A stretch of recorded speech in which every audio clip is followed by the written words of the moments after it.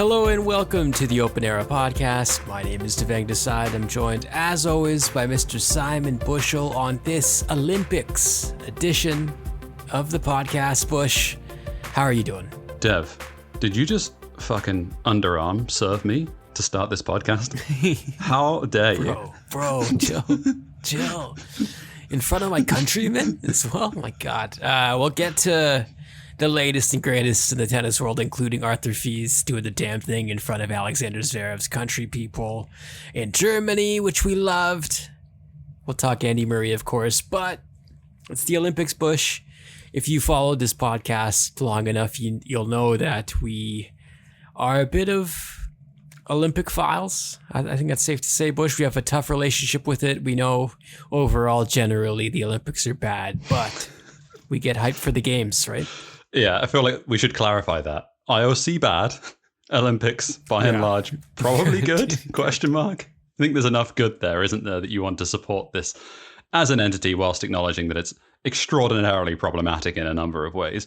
Yeah, athletes, great for them, most of them. I mean, let's see who gets caught doping. I joke mostly, but yeah, an incredible journey for them. And then obviously you have like the big team sports and athletes that we've seen in other leagues joining up, which should be fun. But yeah, it's also very interesting because like I was trying to remember anything from the Tokyo Olympics and I was racking my brain and I do not remember much at all. Do you? Like, I think it was during the pandemic, obviously, and no fans, and it was delayed, but it obviously felt not the same. I absolutely loved it, despite its weirdness. I had a great time with the fortnight. I think my love affair with the Olympics is well documented on this podcast, i.e. my overall hatred of the structures of it, whilst still really genuinely enjoying a celebration of sport and athletes across the 2 and a bit weeks that it takes place for. I thought Tokyo was really, obviously very weird, just given its place and whether or not it should even have taken place. There's still question marks around that, whilst at the same time it... Probably not. I mean, almost certainly not, right? Just given everything we know about it. Wait, what happened? Tell me something that happened at the Tokyo Olympics. Oh, I can't do that. Not at the top of my head. Yeah, so then... Adam Peaty won a gold medal. That's almost certain. Zverev won a gold medal. So in fact, we should never talk about those Olympics again. But I get what you mean. And I think it was because I was watching the Netflix documentary Sprint on the men's and women's sprinters in the 100 and 200 meters following them last season. I thought it was well done.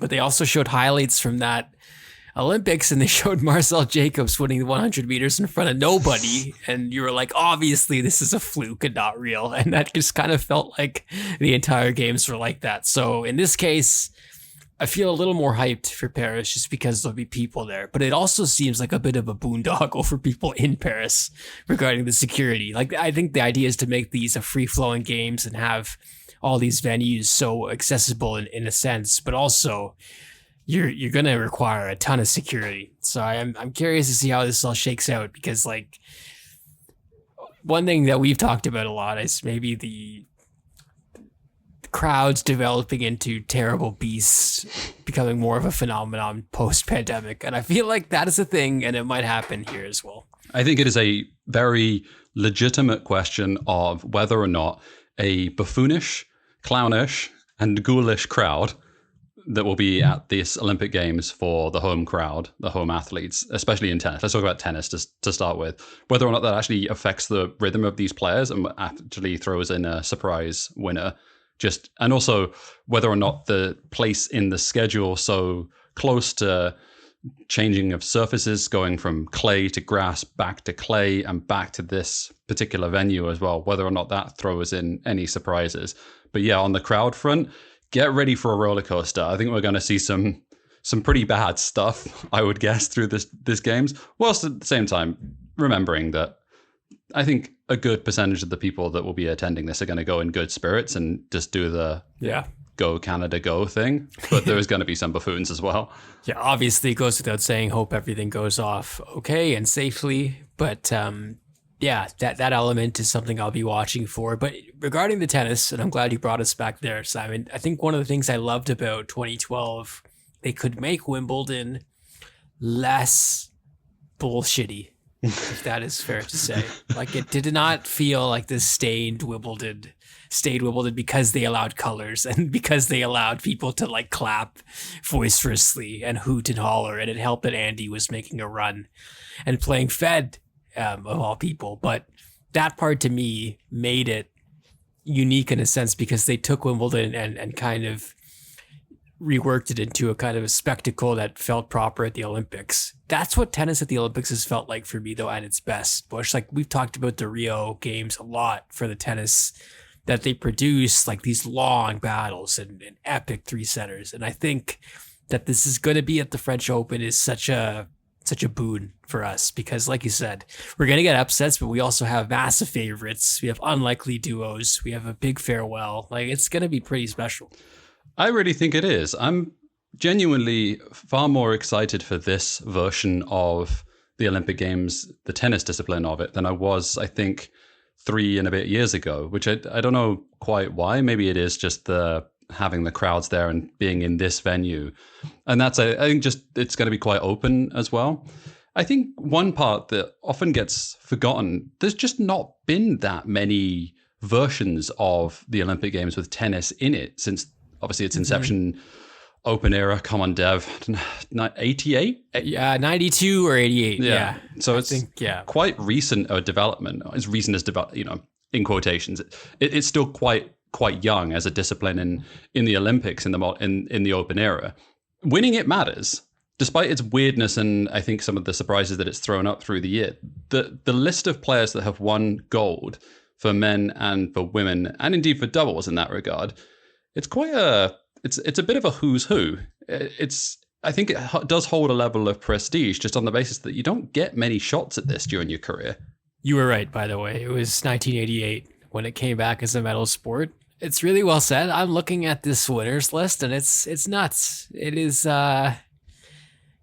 it's a bit hilarious as well in some ways. Like if I would ask you who won gold at the Athens Olympics in the men's side, could you tell me? Well, I do know that one just because the list is so short and it's quite easy to remember. That one has to be the Nicolas Massou one, right? It is, yeah. And they won doubles gold. Oh, Gonzalez and Massou won. It was, wow. I did not remember that. Jesus. The Sydney one, I mean, that was, for Canadians, Leroux and Nestor winning gold there was them and Simon Whitfield in triathlon. Those were like the first, those were like massive big moments post Donovan Bailey, I'd say, for me as a sports fan. Because like, let's talk Olympic moments, and it can be tennis as well, but like, does something stand out for you as the seminal Olympic moment? I sit in a weird position because I have 2 passports. I was born in the UK, but I've lived in Canada for over a decade at this point, 12 years. And I think my adult life has been much more based around watching and supporting Canadian athletes in the Olympics, mostly because it's very hard to keep track of British athletes. You don't have the benefit of watching like the BBC over here. So it's so Canada dominant, and it will be in any country, right? Like whoever the host broadcaster is in any nation, you're going to have a situation where that nation is going to be focused on their athletes, and rightfully so. I think it makes sense to do that because it's a celebration of national pride when it comes to your sporting side of things. With all that being said, I think I have memories from my sort of British life and my Canadian life. And this is a very long way of building up to say, I think Usain Bolt winning 100-meter gold medal is what I remember the most. Okay. Do you have a Jamaican passport too in your briefcase there, sir? I'm trying my hardest. I'm secretly a sprinter. Looking back now, it feels even more surreal. At the time, it didn't feel right or like proper. It felt like we were watching an alien. But now, as we get farther past it and seeing how far away people are still from his time, it's nuts. I was going to say Donovan Bailey still for me, 96, the first real big Olympics I remember almost in full. And like them winning the relay race as well after that and the call from Don Woodman. I think I've talked about that specific race at least 6 times on the Sport Chronicle or on Open Era as well. So I love that. I love that event so much. And then like the tennis itself, like you're right, Bush, that it definitely, I think it's taken on more meaning because players specifically are targeting it as like maybe their last their last thing they're missing, or like for some players, it's their biggest achievement of their career. And it goes beyond tennis because it's representing your country, and it makes an imprint beyond the tennis viewing public. But I think I mentioned the doubles win for the Canadians in 2000. That was big. Monica Puig winning in Brazil was awesome. Like, that's one of those things that we got a shock win, and we got a once in a lifetime moment for Puerto Rico and Monica Puig. But also, like, the potential for a Del Potro Murray, or a potential for a Del Potro Nadal again. Like, those things are what I'm really excited for. Me too. Yeah, I feel like we sort of say that the who's who of who's won gold does extend across all the disciplines. Like, it's been obviously some shock winners, but even in the mixed, you get two players coming together, sometimes from different disciplines. You might get two singles players playing together, or you might have a singles and a double specialist. And I think it throws up some real surprises. And I think this year is a really good example of that as well. We get some surprise, I don't know if surprise teams is the right phrasing, but some teams that you're very excited to watch to see actually if they can play together, because they might not be. They might be terrible. And the same in the doubles as well. Like, it's cool to be able to see doubles specialists from the same country being able to play together, of course, but at the same time, having two single stars play together makes for an exciting event. I was a bit surprised that, I was saddened for Marketa Vondrousova, who had to withdraw from the Olympics due to injury, but I was a bit surprised Czechia put Siniakova in singles, taking her out of doubles, and then putting Linda Noskova with Mukova and Barbara Krejcikova. It's these little things that I think also take on a bigger stake. Like, you have these really excellent doubles teams who have been really strong their whole seasons, but now they're linked up with someone from someone from their same country. Now their pair is playing with someone else, so they've got to change with that, and also kind of realize that for them, unfortunately, this might be one of the more high-profile moments for them as a doubles player playing tennis for their country, because more eyeballs will be on them, and this could propel them into who knows what, but maybe a career in something else beyond tennis. So yeah, I feel like the stakes are high. You got new teams. You got Alcaraz, Nadal, which is going to be nuts, and like, I feel like it's going to work, but also maybe it doesn't, which is also going to be fascinating. We should talk about Andy Bush. Confirmed this is going to be his last tournament.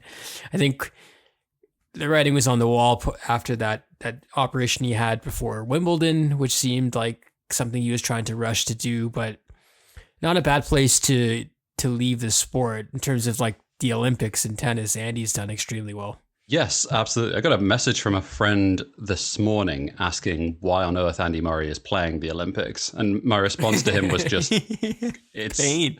Well, my response was like, I guess more or less pithy, depending on your perspective, which was just closure, a single word. It's time. Yeah. There's got to be an event that you go out on. And maybe this has been lost. It was certainly lost to me until I did a little bit of digging on it. He's the most successful male tennis player at the Olympics in the Open era. He has more medals than anyone else, more golds, and obviously the silver as well. So he has 3.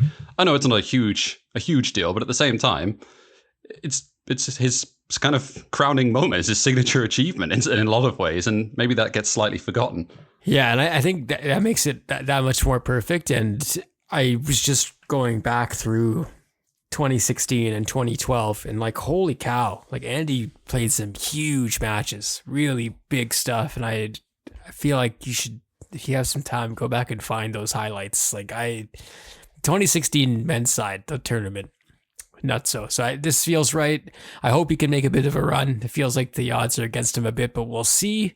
Quick hitters, Bush. The mugshots of the players are hilarious. Not sure where those are taken. In a bathroom, maybe. Not the most flattering. Why is it like that? I've not found any. I don't know. It's so strange. That's very strange. That was bad. Yannick Sinner, ill, perhaps, Bush? Well, he delayed going out, didn't he? So he delayed flying out to Paris. Or taking the train. I don't know what he was doing or where he is at the moment. I wonder where he must be in Italy, surely, or at his quote unquote residence in Monte Carlo. So it must be challenging to get to Paris from there. But no, I think he is legitimately ill. And whether or not that affects his ability to compete at this Olympics, we'll watch this space. How big of a favorite is Iga here? Because we're back at RG. Or does that sheen come off because it's a different tournament? No, she's the overwhelming favorite. Overwhelming favorite. There's no denying. You know what that screams? You know what that screams? A shocking upset from Maya Sharif in Egypt in the first round. That's definitely happening. Second round. We're recording this before down. The draw. Yeah. So, but yeah, she's such a huge favorite that we know something insane will happen. On the men's side, I honestly couldn't tell you. I don't know where you're leading on this, Bush, but like maybe you go safe and go Alcaraz. I feel like Nadal is going to do something also unhinged, and that means make the final. Do you not think that Novak Djokovic is the overwhelming favorite for this? Yes, and also Novak is like, this is his... No slams this year is fine. If he only gets one title and it's this one, who cares, right? He's golden, literally. This is his Everest, is it not? Yeah. This is the time. That is a storyline, actually, that I like low-key as going to be big as we get into this deeper. So you're picking Novak then, you coward. I am picking... Is that a cowardly pick? It kind of feels like... I lashed out. People are somewhat sleeping... Are people sleeping on it? Am I just making this up and arguing against myself? Half of these guys have had surgery within the last 4 days, so I don't know how anyone can be favorites. Like, it feels like The Walking Dead coming into this. Did I say on a podcast at the start of this year, in our beginning predictions for the season, that I thought Daniel Altmaier was going to win? That I was going to say there was a surprise winner. So let's go with that. Honestly, that's what we deserve. That's what Germany. I don't think he's playing. He's not even there. No, he's not. He's not. We gotta go with Dominic Comp for our cool German pick. Germany did not pick Zverev to carry the flag. Dennis Schroeder, who led Germany to FIBA gold last summer, former Toronto Raptor, will carry the flag. Schroeder? Thank you, Germany. Schroeder. Can never remember. Schroeder? I think it's Schroeder, actually. Thank you. Yeah, good job, Germany, for not fucking that up. Yes. Okay. And finally, the Olympic gear. Canada's is bad. I don't want to talk out of school, but I don't like what we've done with our gear for the Olympics. It's out of pocket, Dev, as they say on TikTok. Nah, I fully agree with you. I think it's horrendous. I think it's awful. The GB one's no better either. No. You've seen Mongolia get some love for their kits. I saw Haiti's kits are also quite nice, but yeah. I like the Australian one. That was nice. Yeah. The US one is... The one rough. For the closing ceremony is shocking, yeah. But I mean, you might as well. The Canada one, it's like they must have just found some leaves lying around. Let's just throw these in here. Okay, we'll take a break. When we come back on Party Shots, we'll talk about some of the tennis that we missed last week. And as always, it's 2 challenges remaining coming up next.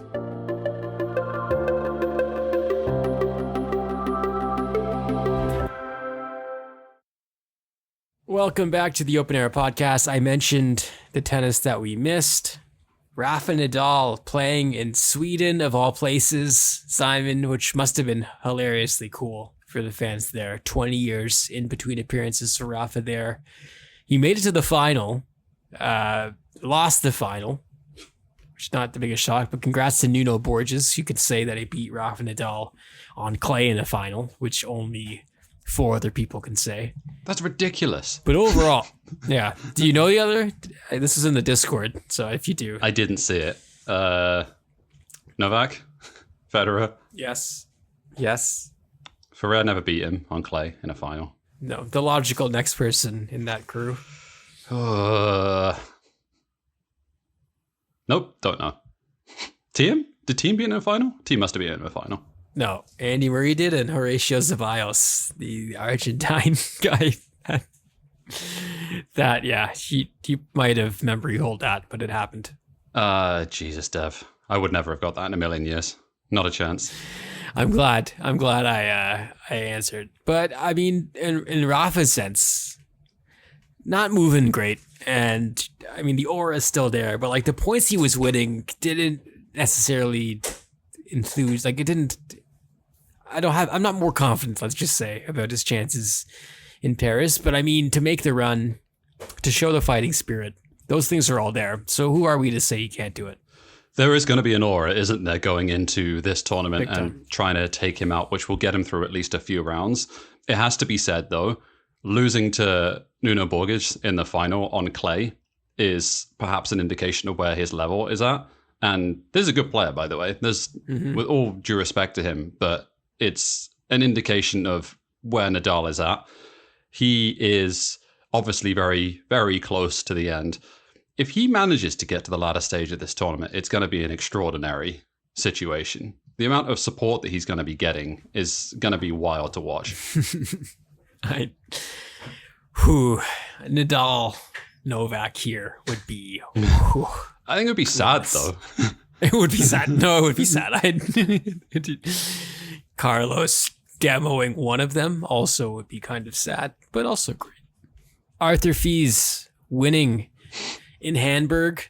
One of them were bizarre matches. I think Alexander Zverev was 1 for 22 on breakpoint chances, which is hilarious. I thought Fils was excellent, though, in front of a hostile crowd. I love his play style, Bush. Like, I feel like basically this. Explain to me why he can't be why he can't be in the top 10 for the next 5 years. I feel like he's got everything. Yeah, I agree with you. I think just repeatability, consistency, I think is his biggest issue at the moment, is that he does break down a decent amount in rallies that he should be winning, but he has all the shots. Like, it's not like he's not capable of doing these things. You just kind of want to get to the point where he's able to have a level of repeatability. I think on the forehand as well, like, I still have major question marks about whether or not that's going to hold up long term, considering it's got some real. It looks cooler than it should be. I feel like if he dialed down the coolness, it would be better. Agreed. Did you hear the interview that he gave after he won? Yes. Can we please put the clip in here? I thought it was so funny the way that he said it. So yes, fingers crossed that we can put it in. I think that I did everything for winning this match. I got cramps at 5-0 in the serve. I'm cramping, trying underarm serve because I cannot serve. Crowd take it badly. I don't care. I'm winning, and that's it. Zverev very pissed off about the underarm serve. The handshake was brutal. Loved it. Loved to see him. It was all smiles in the ceremony at the end, though, right? There was the Fils unsure of how to do the champagne celebration. I'll admit, if I won a tour title, I wouldn't know how to do that ever. I've never done a champagne thing because, I'm... No, I'm not going to say that. I don't know how to do it. You can insert the blank of what you think I was going to say then. Moving on swiftly, Marcus Giron winning his first ATP title. An old man, 30 years old. Cool story, right? To have a player that has been on the tour for as long as he has, obviously an excellent collegiate career as well. Like you mentioned, Final Four all Americans, first time title at the age of 30. Good story, really good story. Elsewhere, Laura Sampson, Bush. Laura Sampson, yes, good story as well. This one to keep an eye on. First WTA tour level event. She beat Katerina Siniakova in Prague. She is 16 years of age, dear. 16. 16. Michael Caine voice. Exactly. Incredible. Former French Open girls runner-up, I want to say, and former world number 1 at junior level. She is a real talent. Keep an eye out for her. Barbara Krejcikova getting the Lego treatment, much like Iga Swiatek and Leylah Fernandez did, which seemed a bit random. But I think there's a sponsorship deal involved. But good to see Barb get a cool plate. That looks like it took someone a longish time to put together, but not too long. Someone actually made this by hand? Or do you think it was pressed in a factory somewhere? Ooh, actually. Shit. 3D printed, probably. I wonder. So I fully recognize that Lego has some problems given the fact that it's made out of plastic and, oil and climate change and all the things that come with it. Am I just a fucking simp here? I quite like Lego. I quite like some of the partnerships and things they do. I find it quite sweet and quite funny. What does a Lego piece cost these days? Like, what does a box of Lego cost? Do you know?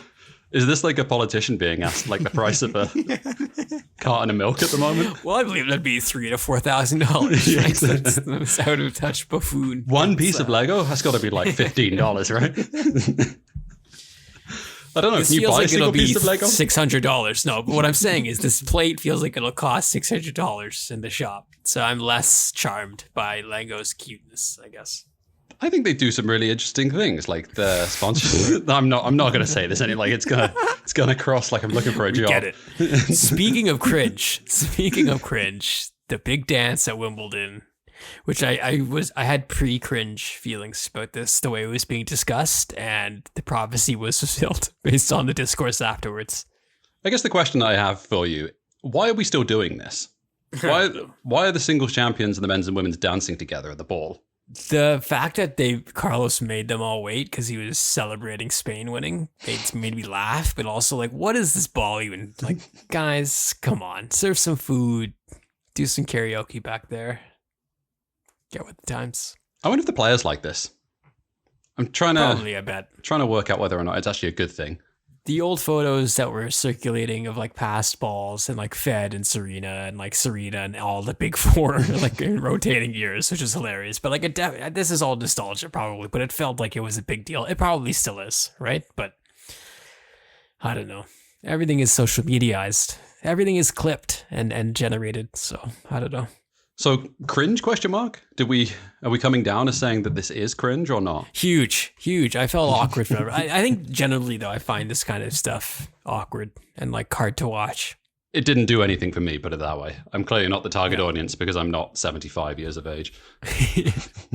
Speaking of Carlos Alcaraz, he did an interview with an influencer. They're trying, damn it. The ATP is trying to push. They're going, but he was asked about several things like best talker, funniest guy, etc. on the tour. He had some funny answers, but the big one, biggest trash talker, he said Holger Rune. Mm-hmm. Bush, does that check out to you? Sure does. Yeah, absolutely. I thought it was a good answer. Gives you some indication. No smoke without fire and all those. He sort of apologized immediately, but then it's like, come on, we all see it. And it was like, yeah. He's like, I mean, come on. The most Charlie way of doing it. It's like, yeah, this guy, he's kind of a douchebag. I'm sorry for saying that, but it's kind of true. I'm paraphrasing. Do you think Alex Diebenauer's pumped when he hears that Alcaraz thinks he's really good, but should be way better than he is? Or do you think he's like, oh, okay. Especially from this podcast where I've multiple times said that I'd never thought he'd be a top 10 player and still is. So he's managing to squeeze everything out of that lemon at the moment. I thought that was interesting. He's clearly highly rated by the locker room. So that was cool. Dude like clearly works his bag off, doesn't he? He's maximizing everything. And I think that gives you a significant amount of respect in the locker room. Can we just talk about for 1 second how you put an influencer to do a video like this and you give them the most fucking boilerplate questions / content that you could possibly ask for? This looks like an AI came up with these questions. The guy himself was AI, right? The influencer. I'm pretty sure. I'm pretty sure he was. Even just the way the talent was able to clue in on the Tiafoe answer, like make some jokes regarding that. Like, yeah. See, like there's a bit of effort goes a long way. I thought it was good. I thought it was good, yeah. As much as I shit talked it a second ago, I actually quite enjoyed this video, so it worked. Do we want to make predictions for the tennis? Like, I think I'm going to go with Swiatek too, but I really don't have any lean men's side. I want to see something cool happen. Is that too much to ask? I think Swiatek and Djokovic. I don't think it's any more shocking. That's not that cool. No, I think Skupski might win the doubles. I think they might win. I forget who he's playing with, but I think the British team might have a chance of winning gold on the double side. I think the men's doubles. How far does Milos and Felix get in doubles? Oh my god. This is the most random pairing of all time, but they're back. On clay. First round. It's got to be first round. So Milos better come out in full sleeves, and Felix as well, because we have to go back to where we started. 30-degree heat, full sleeves. I'm going to pick Czechia to win a shitload of medals. How about that? That's my big pick. Okay. It's really going out on a limb there, given. Yeah, shock. 2 challenges remaining, Simon. Do you want to go first? Yeah, sure. It just have been part of Movement Vancouver and also Vision Zero Vancouver. A lot of work to get a motion in front of council. We will know the result as of the time that you listen to this, but it's just fun to be around some good quality activism. We're trying to push for more dedicated bus lanes along different routes inside of Vancouver. These are the things where it's always fun to be part of something where you have a concrete position that you're trying to push for. It's not just a nebulous trying to raise attention. You're actually pushing on something. I'm almost certain this is going to get voted down by council, but it's also one of those things that you do it anyway. You keep pushing, you keep hoping, you get good press about it, you get more people informed about it, and you put the ball in like the horrible right-wing council's court, and you just say, like, please, like, vote against this if you dare. Vote against like regular people taking public transit more often and trying to improve the service. So yeah, it's been a fun week for me. Well done, sir. Kudos to you for that.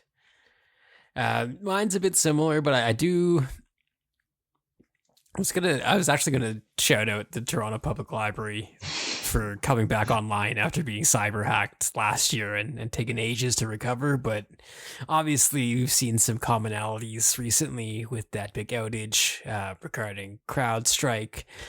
I think mine was going to be Simon. Like, the news is happening at a rate now where I'm earnestly like, wow, this is happening quickly and like not really being digested. Like, we're moving on to the next thing almost immediately. Like, the assassination thing was moved on from so quickly that I think it took me aback, because I find myself really noticing it more than before. And I don't know if that's just me getting older, so I'm doing the waving at clouds thing. But yeah, I feel like the last like 3 weeks have been really, really bizarre, and it's just hitting me now. Yeah, I mean, the fact that you have a former president and presidential nominee being attempted assassinated. And it's like, well, shit happens. Yeah, we just kind of move on. I think this interesting as well, just given the sort of press reaction globally, especially in the backdrop of the Mexican election, of course, during the course of this year. Claudia Sheinbaum won, but the amount of violence which took place during the amount of candidates that were either attacked or I think people died as well. I think actual candidates died who were on the ballot paper. They were assassinated. So it's a tough time to be in the democratic world, and you know you're going to have a few people angry at you for standing up for the positions that you like. It's tough sledding out there, Dev. I really commend your activism, sir, and I'm trying to lean more into that myself instead of doom scrolling, but I am trying to be offline a bit more as well, because, God, it's a lot. It's a lot. Okay, we'll leave it there. A reminder, we are on patreon.com/openerapod. Join us there, get the show ad-free, get it early on Sundays, plus join us on the Discord. We'll be chatting tennis at the Olympics, plus Olympics in general, I'm sure, over on the Discord. So join us there. For producer Greg on the ones and twos, and for Simon, thank you so much for listening to Open Era. We'll talk to you next week.